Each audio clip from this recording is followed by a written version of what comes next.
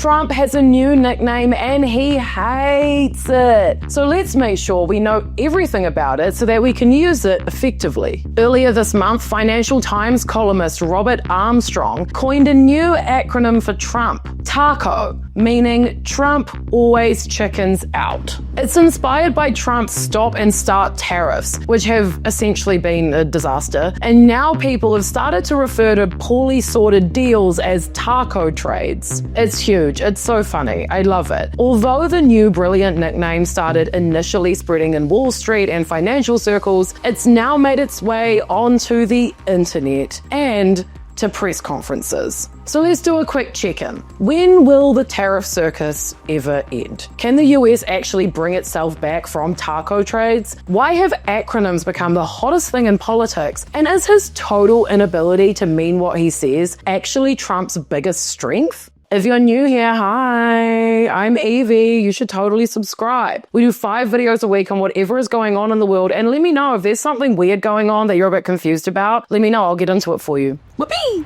President Donald Trump was confronted with the new acronym this week at a presser, and while it may sound yummy, the phrase has left a bad taste in the president's mouth. Check this out, it's pretty funny. Chicken out.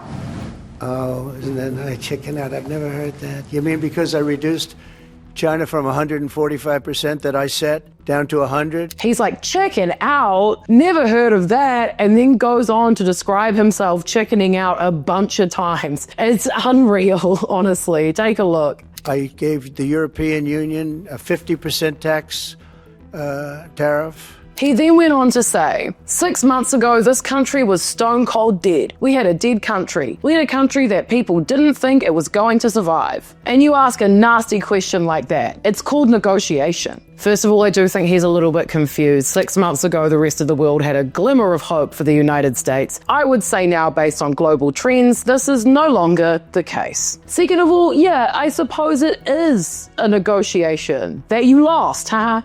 Taco was coined to describe the president's pattern of implementing trade policy threats that seem like they will absolutely crash the market before inevitably walking back on them. Example, his Liberation Day tariffs caused the market to hit historic lows before he randomly ordered a 90-day pause only a week later, leading to record highs. The Trump administration has announced new or revised tariff policies more than 50 times since Trump's January 20th inauguration. 50 times. 50! My God! When the stock market dropped because of the tariffs, Trump reduced most of them to 10%. At first, he kept a 145% tariff for China, but later reduced it to 30%, where it still currently is. He also stopped tariffs on Canada and Mexico, made exceptions for electronic imports, and postponed a 50% tariff on EU goods that was supposed to start on June 1st. I mean, like, that's totally giving backpedaling, right? Like, what else would you call that? The phrase taco trade is being used to describe how investors buy stocks at lower costs. After Trump announces new tariffs or increases them, they then reap the benefits when the markets rebound as he delays or backs out of all of them. So, you know, there is always going to be somebody in the background figuring out how to make money off this guy and his shenanigans, which is somewhat mind-blowing. The TACO acronym has been getting very popular. According to CNN data expert Harry Enton, searches for the phrase had a 9,900% increase between last Tuesday and Thursday, meaning the phrase is likely hitting mainstream culture. Even high-ranking Democrats and Trump haters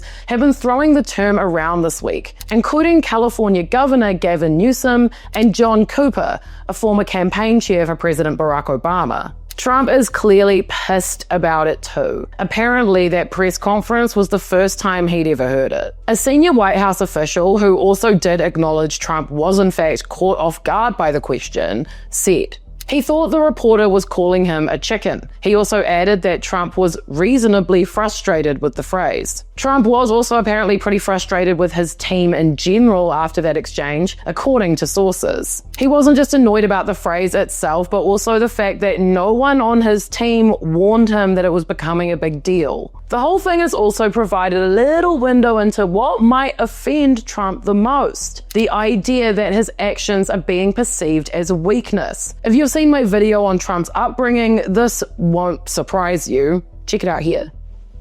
He explained on Wednesday that sometimes he sets, quote, a ridiculous high number for tariff rates and then relents if other nations give in to his demands. And I'm sitting here that's actually very obvious. And that's what the TACO acronym is kind of talking about. We're arguing the same point.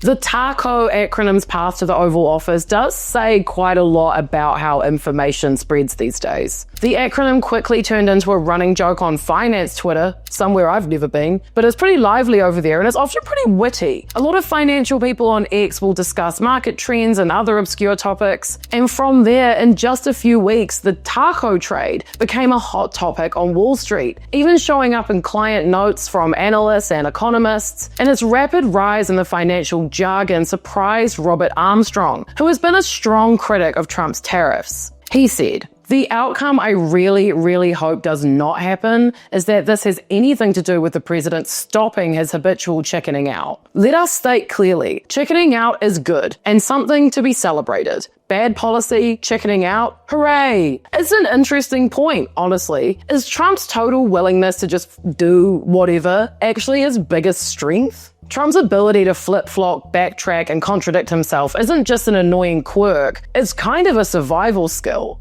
A big part of his appeal to swing voters is the unspoken promise that any wild policy move that he flaunts is probably just an experiment. He pushes boundaries on policy, power, or whatever, but usually pulls back when things get too heated or he just gets confused or something, I don't know. Now, whether that is true is totally up for debate, okay? After all, his post-Liberation Day poll numbers started to look suspiciously like Joe Biden's after the Afghanistan fiasco. Once Biden's approval hit the low 40s, it just never bounced back. I mean, some presidents just lose their mojo early and they can't win the people back. They just can't bring it back. But hey, there is something kind of satisfying about having a little acronym for the king of acronyms. MAGA and Doge for them, and I guess now TACO for us.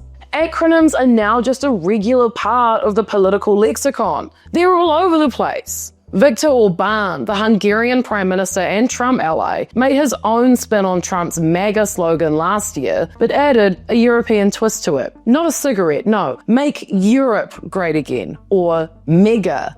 And kind of like TACO, the phrase took on another meaning with investors. European stocks are doing better than American ones right now, thanks to all of the economic uncertainty in the US because of the tariffs. This has led to some investors shifting their money towards Europe instead. Some analysts think China might start sending more of its goods to Europe, which could drive prices down there, especially with tensions between China and the US still running high. Basically, mega trades are doing better than MAGA trades. I will see you tomorrow.